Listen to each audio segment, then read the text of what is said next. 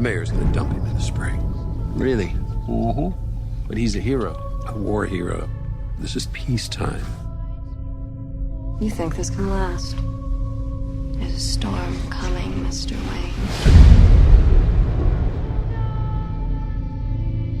You and your friends better batten down the hatches. Because when it hits, you're all gonna wonder how you ever thought you could live so large and leave so little for the rest of us. Better give this movie a good review. They killing people over this movie. Yeah, I got a feeling like if we don't say good things about this movie, Bane himself is going to show up and snap our necks. Full price. I'm out of here. I just expect to get shot no matter what opinion we have walking out the door. Cyrus got so scared he dropped his microphone. He's always dropping shit, though. I was driving from the theater. Are they mad at me? I didn't give it. You know what? I was driving from the theater. They had critics hanging from the lamp post outside. The critics I ain't scared of. It's these lunatics who post on our site. Well, that's what I'm talking about. They out here killing the critics, man. They hanging them, You see us dangling from bridges. And they out there crucifying critics, man. And rightfully so. All in the name of Batman. That sardonic part of me is kind of sad that this wasn't terrible. Because I would have loved to have seen these people get so mad, so furious, and then see it and go, oh, man. Well, come on. You've been a witness to this before. And usually it's you or Leon who's getting it. Yeah, so, I mean, I like figure, just another walk in the park, you know? Yeah. Not like it's been like, this time. I mean, that first guy to post a bad review, he had death threats against him. Oh, he's dead. Damn. Yeah, they killed his ass. Yeah, you're not going to see him no more. No. Dude, I forgot his name. They got rid of him so quick. Sam and Rushdie in the Bat Cave. No, I want to hear what you guys say, and I hope that y'all do give it a good review, because if you don't, then these fanboys gonna come and blow up the city. If y'all don't, it's gonna be like Bane. They're gonna blow up every bridge out of the city. We ain't gonna be able to escape. They'll come and kill us. And it's a movie, man, that is. There's so much emotion tied to this. Oh, sure. Yeah. Well, I mean, like, Nolan didn't really have a lot of choice but to make this film. And you remember after The Dark Knight, he was like, look, I don't even know if I'm going to do a third film. Right. And everyone was like, oh, yes, you are. Yes, you are. The movie studio was like, oh, yeah, you are. Don't you worry about that. Seriously, he opened his windows in the morning, and there's like 3 execs just standing there staring at him. Like, you come up with a plot? Yeah. You don't know if you're going to make another one, but we know, and you making another one. To me, I'm at the point in my life now where when I see these fanboys and these people going crazy and threatening people because they don't get the review that they want. Because, I mean, we haven't seen this much vitriol ever since the internet. I mean, we've seen it written in forms of editorials. Since the internet began, never has there been. Bang, bang, bang, bang. The birth of the bane of the world, which is the internet. Yeah. Well, yeah. I mean, it's never have the least powerful people in society done the most threatening. Oh, they got the power now. I mean, if nothing else, to hurt your feelings. I mean, the dark fans rise. The power to make you feel bad. Yeah. I mean, it does. I mean, it's we know that these people who ain't gonna do shit except for that one guy that actually will kill somebody one day. Right. So I'm kind of being careful what I say, but it's. I mean, it really is. Hearing that kind of this kind of reaction to a movie like this has over the years put into perspective for me that look, this is just a movie. Well, yeah, that's it for me too. I think you get to this point after doing this as long as we have. Yeah, we want this to be great. We want it to blow us away, but we've learned to lower expectations for our, this type of thing to go, you know what? I've been let down a lot before. And I think when your expectations are sky high, you're either A, going to come out of it making excuses for everything that's actually wrong about a film, or B, you're going to be wildly disappointed, even though the film is just fine. I think I looked at this as like, I was curious as anybody. How's he going to do it? How is he going to put this together on an intellectual level? And I think that's... like the success of the film comes out of going, hey man, you actually managed to do it. Well, like I don't think it's a masterpiece, but I think like you can't help but admire how he makes all 3 films come I would together. take you guys' point one step further in that you say like, okay, if the movie is bad that you've been looking forward to, it's like, well, damn, my life goes on. Yeah. If the movie you've been looking forward to is great, your life still continues to. It's true. You still got to wake up and go to that shitty job. Yeah. I know. You got I a know. girlfriend who's cheating on you, but you're still trying to make it work. You just spend more money on shit. After that. It's your one moment. It's like looking forward to Christmas, and you're hoping you get everything you want that you've asked for. And there's two things about that. When the day comes, you're looking forward to that. And when you don't get what you want, it has a real big effect on you. Plus the idea of that it's your Christmas. That fact that day is finally there, for me, it's always kind of depressing because tomorrow that day is over, it's long over, gone, yeah. and you move on, and you're just like, man, I wish every day could be that, and it's not. But and that's the thing with this movie. As much as I try to tell myself, don't have such high expectations because I'm a critic, I can walk in there. Hey, I'm not one of these fanboys. I know where my head is. No, wrong. I can't fight that. I can't ever fight that walking I in. know you that guy that you cry when when they make a sequel to a movie that you love. When I see a trailer, I cry. When I saw the Dark Knight Rises trailer, I cried. I was Seriously, like, if there was a superhero called Fanboy Man, he would have a co-host on it. But this one, as we're saying, this is the final movie in Christopher Nolan's trilogy. that's it, baby. Yeah, and It's over. Maybe. and I really want to know that because Christopher Nolan, he's that guy that I trust his convictions.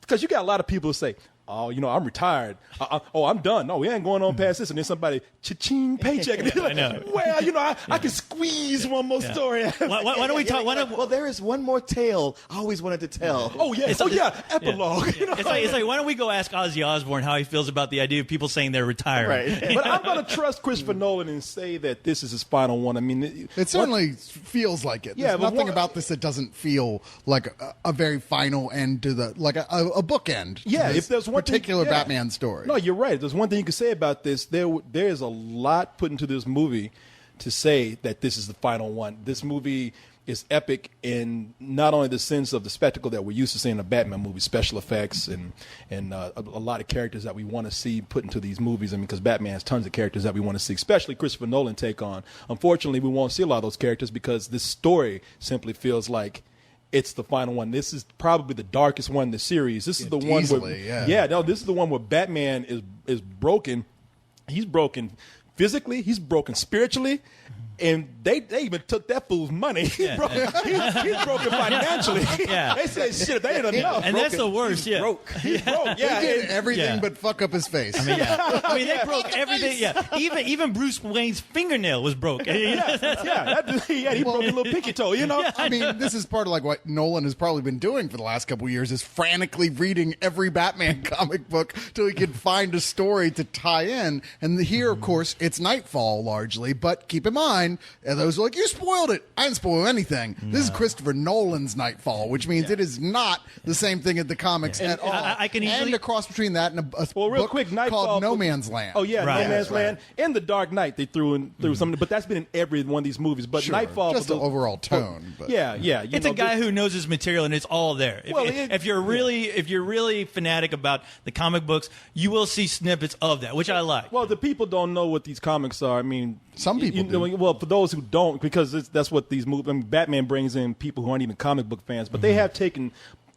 bits from some of the best Batman comics out there, the real legendary ones. The Dark Knight, of course, is where Batman's been gone for years and comes back out of nowhere. And Nightfall is the one. Now, you guys, you them funny book boys, y'all tell me if I'm wrong. Nightfall is the one where Bane was actually introduced and broke Batman's back, right? Yeah, Yes. he was introduced right before that. But yeah, he decides Batman is his target. I'm going to take Batman out in every way possible and become the king of Gotham. And No Man's Land is the one where they have, like in this movie, we see Bane releases prisoners, but No Man's Land is one where gangs take over the city. Right. Yeah. And here we got the prisoners from Black Creek, Backstreet, Blackgate. Blackgate sorry. prison. You could even coming in. say it's like Escape from New York with Batman. Yeah, Why is the prison going to be black? No, I was going to say that in the movie. All right, so the one distinguishing thing apart from other Batman movies is that none of the villains really are given origin stories. They're already villains and they're already doing their thing all through these movies. All these characters are already fully established villains by the time they come onto the scene. Who cares about their origin story, right?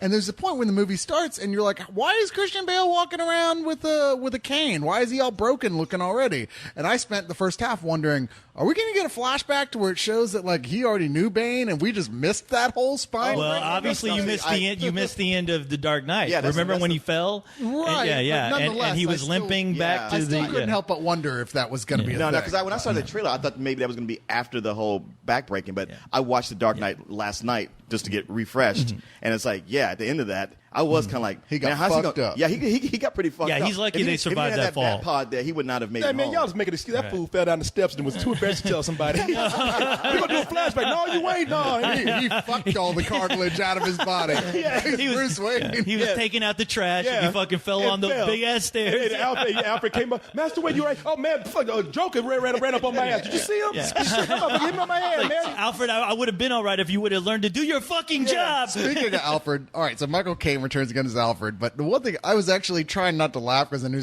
people get pissed, but every single scene he's in this movie, he starts off normal, cries, and then walks off. Like every scene he's in, that's true. He cries at the end. It was like, Jesus Christ. It was very emotional. All right? You know what? I'm right there with you, Coles. very emotional.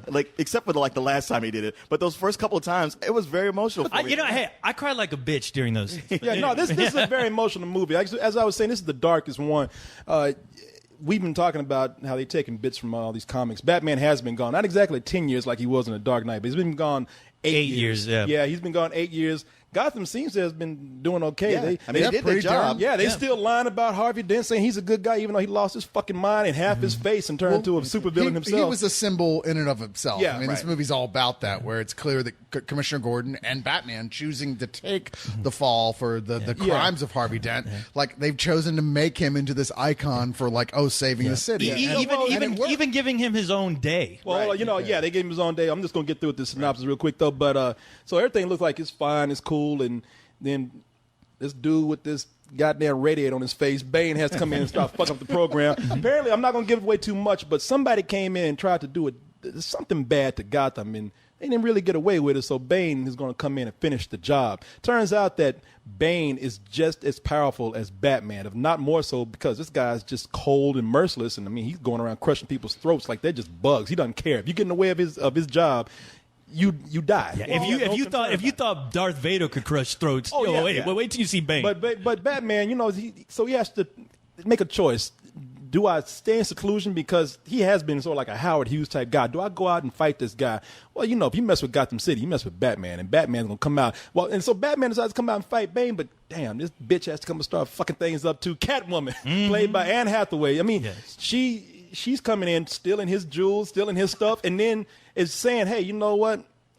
I'm not the only one stealing stuff around here. This whole city, everybody who's rich in this city ain't gave back. All you motherfuckers gonna fall. And pretty soon it's obvious what is meant by that. Bane's plan is to somehow destroy the city to bring in the usher in this new age. As I said, similar to somebody else in this series. And a lot of this has to do with Batman as Bruce Wayne being torn between, when do I come back and fight this? How much do I want to return as Batman?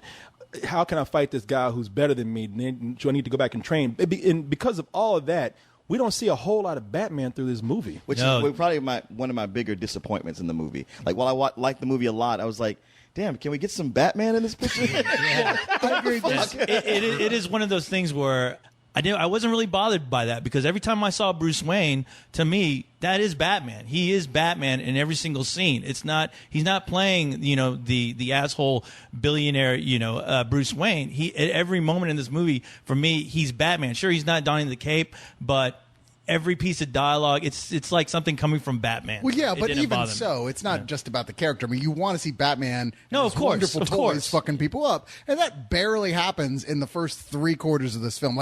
Barely happens. Like maybe twice until the final reel. Is there actually a Batman fighting scene? And even still, it's the third movie, because I've been watching the other one. I remember, and I was just like, man, I hope this time Christopher Nolan gets a real fight coordinator, so we can have some good hand-to-hand fights. Right. And that's still kind of disappointing. It's a little better than it was in the last one, I think, as far as that goes. But there's really not that many hand-to-hand fights. Most of what we're talking about here are fights with, in fact, his gadgets and the new bat plane and all sorts of various little cool things like that. I mean, it's not disappointing when it does happen at all. But yeah, the few fights there are and not. It's only because Batman, like of all the superheroes, he's one of the guys. Him and Daredevil are like most known for being hand-to-hand I kept fighters. thinking, why don't you just put a martial artist in that suit and let him do the fight? Well, and I show mean, us how because to- I'm how that would just look. knowing. I mean, and I don't want to sidetrack into why Batman fights the way he does, but with those fight scenes, for me, it's like I thought they were they were brawling fights. They were more than anything, but I still got the intensity. There was never a moment where the camera was going crazy, which that's my only biggest concern, where the camera is so like with the first Batman Begins, which I thought was the only real problem with that movie was the fight scenes. The camera's right in there. Yeah. With this, you get more. I mean, with this, it is a brawl, and you're seeing it, and it's not going to be pretty. It's not Matrixy, and I'm glad they don't do that because to me, Batman was never like that. I don't need him to do Spider-Man or to do anything he's not crazy like that. Spider-Man, but he's experienced in multiple forms of martial I will arts. say, he's not a brawler. I'm one of those guys who I'm glad you guys said that because that was a major problem with me in this movie. That I mean, I want to say some good things about this because I feel like I'm not going to be alive next week. I'm just going to tell you that right now. I'm one of those people that I think that these fanboys are going to hate, and they're going to put a hit out on me because there's a lot of brilliant things in this movie. I mean, when we don't see a whole lot of Batman, this movie is carried by great performances. Oh, yeah. It truly is. I think Christian Bale, of course, look, this is probably the most complex Bruce Wayne that we've seen on screen so far. Sure, the most detailed. Yeah, and Christian Bale delivers. Michael Caine is, I think he's the true heart in this movie. Almost every scene he's in is a great performance, even though it's really dumb. They all end with him crying. With him crying, snotty nose and everything. He's looking like old Woody the Owl crying half the time. It's true, but he is like not just the heart, but he's the balance. Because as much as you go like, yeah, Batman, go. He's presenting a side like, look, this is not a good thing you're doing. No. He's the father figure. He delivers us an Oscar-worthy supporting role in this.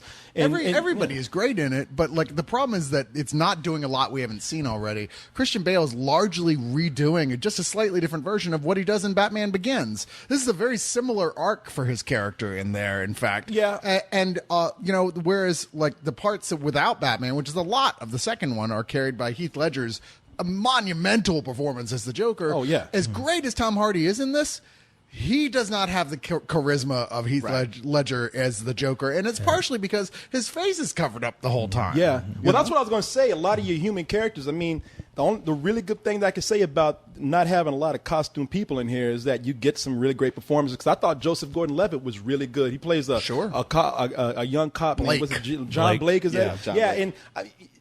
And this guy, he really seems like to have that drive of what we saw Bruce Wayne being when he was coming up. Just being devoted to what he does, which makes him an interesting character. He's a combination of Bruce Wayne and Commissioner Gordon, who's also returning here by Gary Oldman. And I like that character. The drawback is, man, Tom Hardy, brilliant actor. Yeah. Amazing actor, I would say. That guy transforms himself in so many movies. A lot of people are saying he's going to be today's Marlon Brando. I could see that. I have no argument with that. Yeah, maybe so. But in this movie, Bane, intimidating villain, scary villain, just because, like I said, this guy is so cold and very calm, scary calm. But as intimidating as that character is, not very memorable, I don't think. Yeah, that's the thing is that, like, although he does as good a job as you can do with the entire lower part of your face covered up talking through a mask, it's so clear they did, in fact, redub it. It's, like, wildly clear so you can understand more what he was saying. Is it hard to enunciate when you're wearing a metal octopus? Exactly. Weird wrapped around your head. He's doing his best to do it, like, where he's very intelligent despite his huge brawn and his psychosis that he has. But nonetheless, ultimately, this is a character that sort of just doesn't really develop past that. It always kind of stays the same. And the fact the movie relies so much on the non-Batman sequences or non-Christian Bale, non-Bruce Wayne sequences, on him carrying those scenes, after a while you start to go, okay, maybe I am ready for another villain to pop up. Can I ask you something real quick? Just real quick. Now, the theater that I was in, the only regret I have about going to see it in the morning is that they put me in an old goddamn shoebox. I know, man. And had one of those ViewMaster projectors back there, which is, the sound was terrible. It was hard enough to hear the average people in the movie who didn't have shit on their mouth. Did you guys understand Bane? Yeah. I understood him. I'd say I understood about 97% of what he said. Okay. Yeah, there's moments where, like when the camera's not even on him, that's the part where I was like, okay, I don't know what he just said. But maybe that's because when I'm focusing in on his eyebrows that are subtitling. When you lip syncing his grill? He's all up in that grill. I understand not having a mouth sometimes, but I mean, the thing is that no, I was really concerned about that too, but it got across. And the thing is, it's hard, especially when you have a villain like the Joker, who is just nothing but charisma.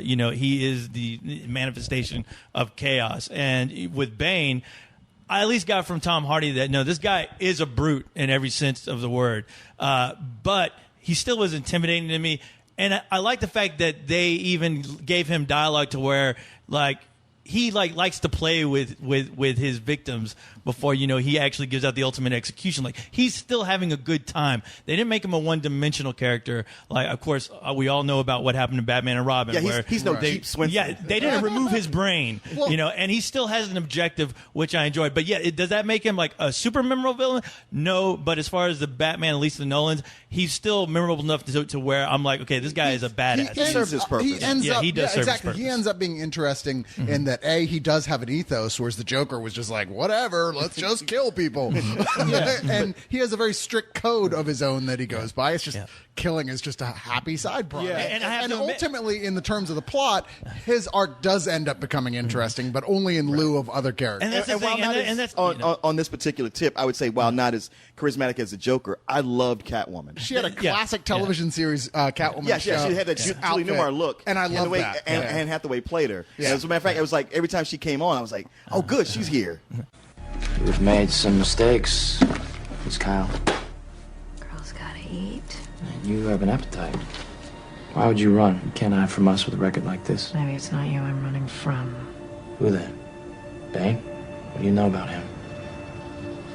That you should be as afraid of him as I am. Well, I was pretty amazed by her character. How much I really liked her. How much I wanted to see more of her. I felt that too. Like, it's almost like I wanted to see more of it to the point where I was like disappointed. Like, come on, bring her back. No, I will say this though, and this is something I know is partially going to be. It's only going to be some people and probably just old people. But there are points this film is trying so hard to be grounded in its own reality, its own dark, gritty world, that when they show Batman and Catwoman standing right next to each other, you're like, you just look goofy. Yeah, I have to say that I like Anne Hathaway. I like what they could have done with that character. Wasn't crazy about the character in this movie.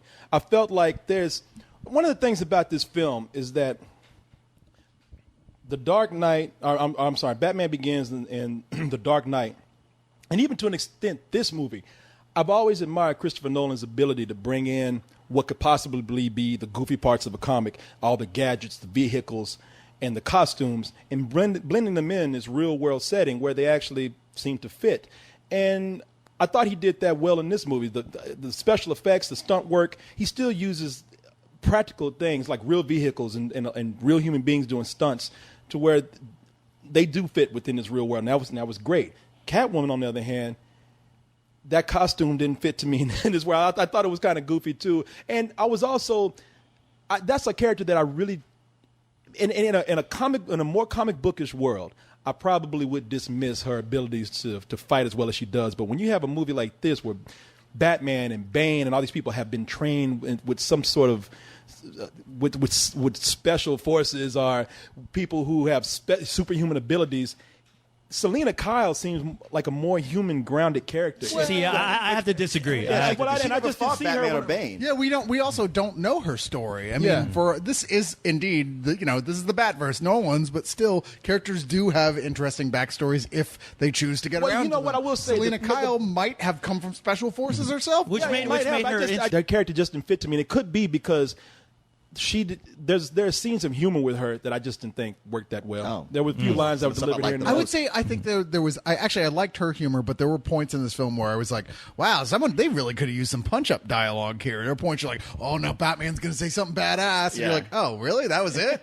No, I came to stop you. That's the best you have. He's like, I expect better of you. But I Sorry, mean, Dad. once again, that is like, to me, that's like a nitpick that I just didn't. No, I it is a nitpick. I didn't even notice with the Selena Kyle character. I mean, there's a reason why I liked her so much, because just the conflict within herself, regardless of the suit. The suit worked for me. There's nothing about her that did not work in this film for me. I liked her motivation. I liked her interaction with Bruce Wayne. I thought that interaction was a lot stronger sometimes than you kind of saw him with Rachel. with Rachel Yeah. in the past movies, to where I'm like, these two belong together. It's just it's that thing you've always got in the comic books, even in the video games, and watching them walk side by side. I never for a moment thought they looked goofy. I thought, wow, I wish I could be playing Batman Arkham City right now, because I just thought that was just a badass moment, seeing them together, where I'm like, you don't need Robin.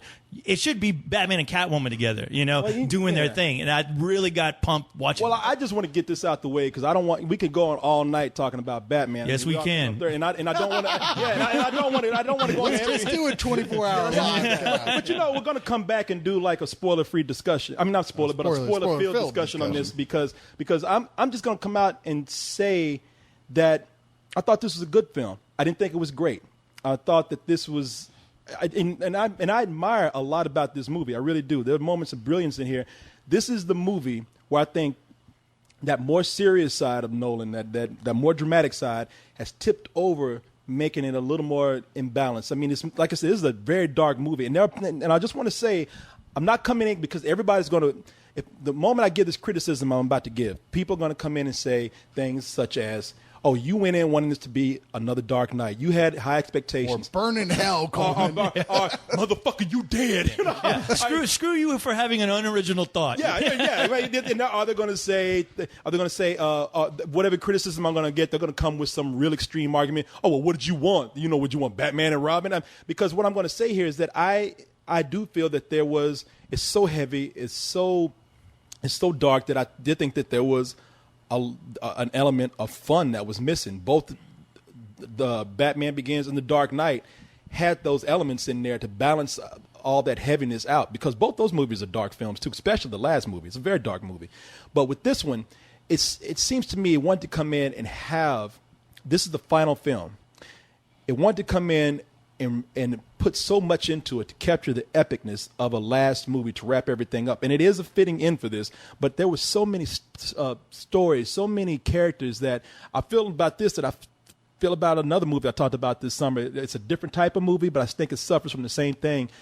Too many ideas being put in there, not all of them being fleshed out, to the point where there are huge gaping plot holes in this, where I just thought the writing, for as brilliant as some of it is here, was puzzling at how they could get past some of those things without giving an explanation. I'm going to give my rating for this, because I want you guys to go ahead and give yours and sum yours up too. I feel like this movie is, for the first 2/3 of it, is a matinee. It's a climax of this movie where I get a Batman movie. I get Christopher Nolan's Batman movie. I get the tenseness in everything that I want to see Batman do to take back his city in that last 30 minutes. That last 30 minutes is incredible. I mean, it blew my mind. That's the genius that I know from the last two movies. The first two, again, not trying to criticize this. I'm just giving an honest opinion on this movie as a film. Please don't get mad at me if people love the movie. They're going to get mad. I know, they're going to get mad, and please, I'm not telling people not to enjoy the film. Please. Good luck. Stop worrying about them. I have to say this because people are going to say it. And please, go enjoy the movie. Think it's the greatest thing ever. I'm not trying to stop anybody's enjoyment of this movie. I'm just telling you what I got from it as a film. I'm trying to be very fair. And if I actually came out and tried to say that, oh, man, this is better than sex, or, oh, man, this is a great this is a great ending, then I'll be doing that because I'm scared. And I ain't scared of you motherfuckers right now. Fear is why you fail. That last 30 minutes is a high full price. The rest of the movie is, and that's, I guess it's going to be my overall rating, is a very high matinee. Wow, Corey. Okay, I don't know what movie you saw, but the one I saw, I feel A lot like you do, actually. I knew you were going to do that shit. Because here's the other thing. You were reaching back into your pocket. I was like, oh, shit. I never thought it would be somebody I knew that would do it. Then he picked out his pick for his frozen. Yeah. I'm right there with you, buddy. I still think I liked it better than you. I would still give it a full price. Yeah. It's a great movie that's lurking underneath what ends up being more of a really good movie. There's so many great ideas, so many great things that go on in it. I like almost every element of it. It just seemed to, well, like you said, it gets too heavy for too long, and it makes you like with the Dark Knight where you didn't feel the length, or where you're like, yeah, it's a little long, but keep it going. Yeah. This one I was like, yeah, it's not a mess, but it's a little sloppy, and it could be tightened up and be that great movie. And of the three movies, it's probably my least favorite, but I still like it quite a bit. It's just it missed that element of fun that made me come out and go like, man, I got to turn around and go see this again. That's it. Yeah, it just didn't have that. But still, it's not like I didn't greatly enjoy it. What's funny about it is, like, without giving any spoilers away, every theory that you've had about this movie, about what's going to happen in it, they're all true. Even if you had a theory and your buddy had a theory that's the exact opposite of yours, both true. they're both true. Your mama's theory was true. Because there's one where it has so many ideas going that it ends up getting to every single one of them, and it's a little bit too much, a little tighter, but at the same time. Also, I felt like, you know what? I watched The Dark Knight to get prepared for it. But it seems to tie in much more with Batman Begins than it does with The Dark Knight. It does feel that way. Yeah. I mean, it's really like when you take it from that point, it is clearly like, okay, this is the end chapter of this 3-part story. And there, we wrapped up everything. Now, take your ass out of here. Oh, or did we? But yeah, full price. Well, that's the satisfaction for me. The best part of the second one is that it is that middle story where it's more like about just sort of enjoying this much more concrete tale. This one, at best, ties in the last one because of the whole Harvey Dent situation, the way the last one left off, of why the Batman is reviled instead of made a hero. But in terms of structure and where the characters are going, much more similar to Batman Begins, and definitely is that bookend where it's like it almost just sort of leapfrogs over the stuff in the second one and goes, look, no, what was really important was all the stuff in the first film, which is fine because I adore the first film. Me too. I just don't think that it was one of those things where it almost pulled out too much of the same stuff in an attempt to feel like a bookend for me.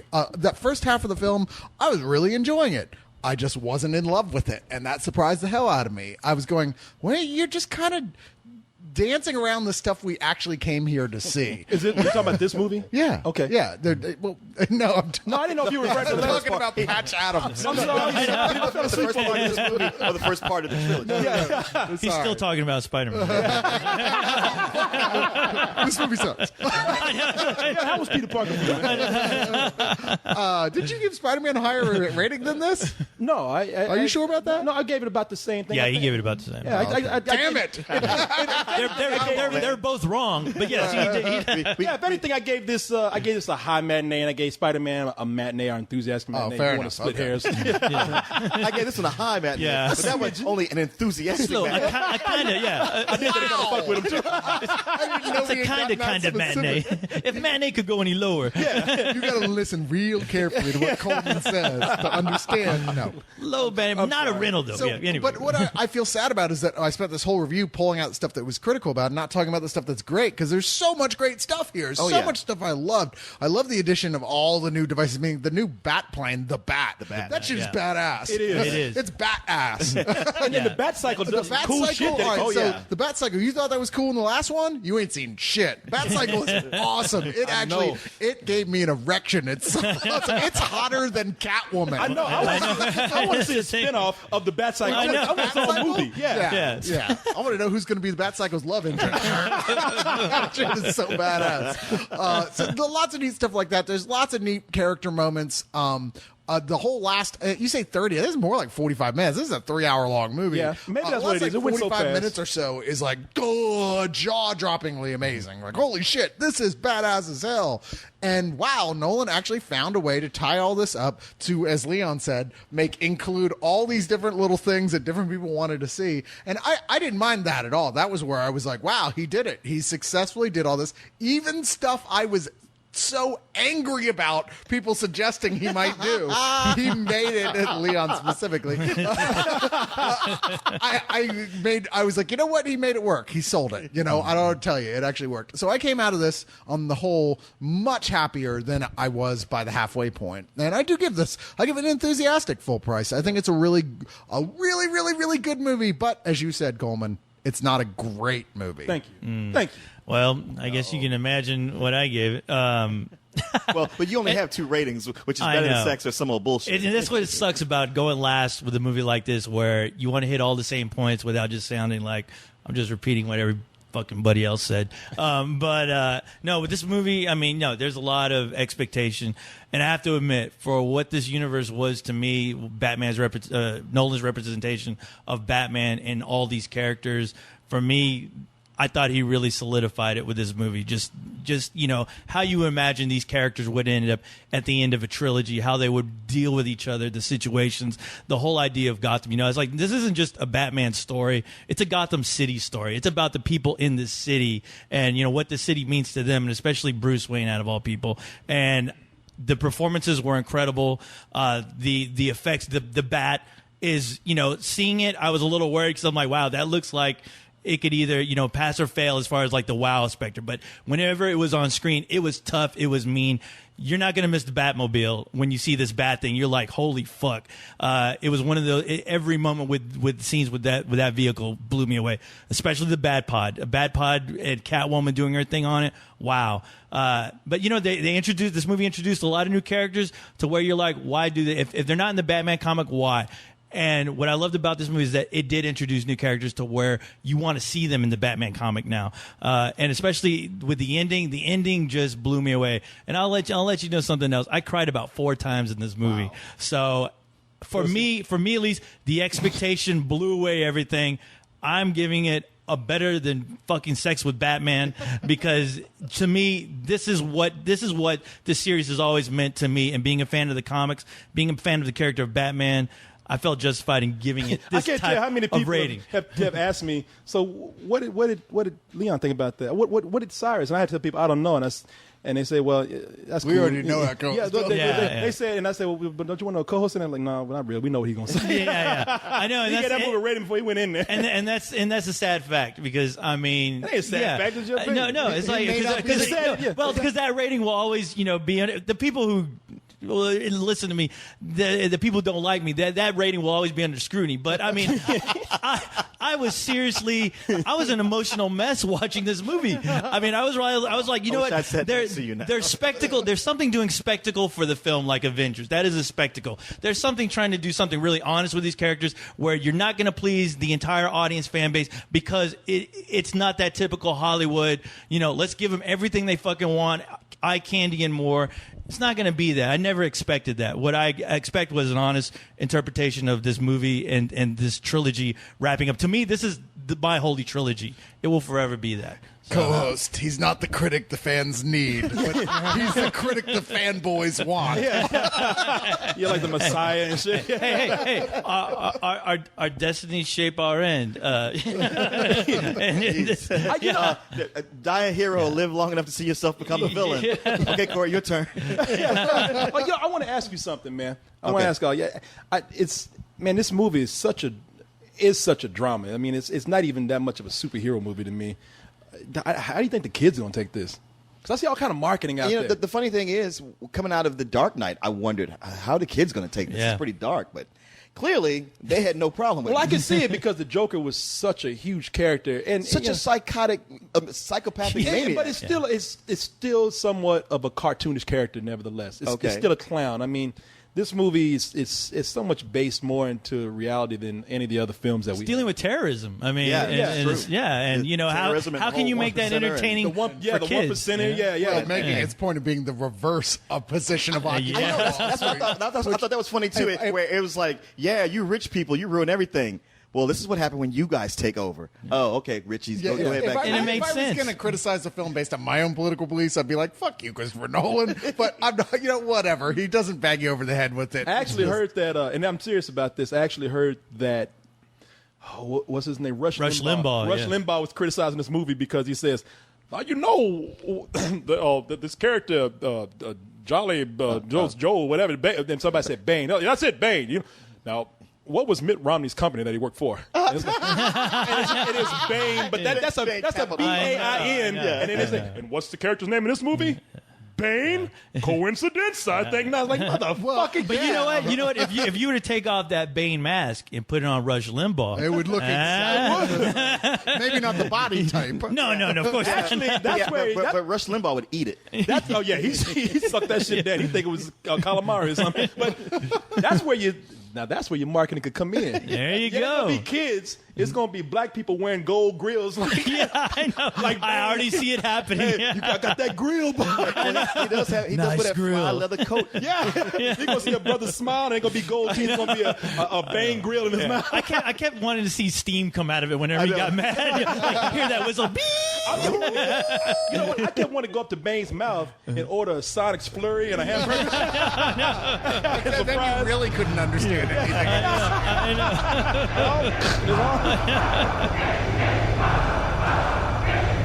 What does that mean? Rise.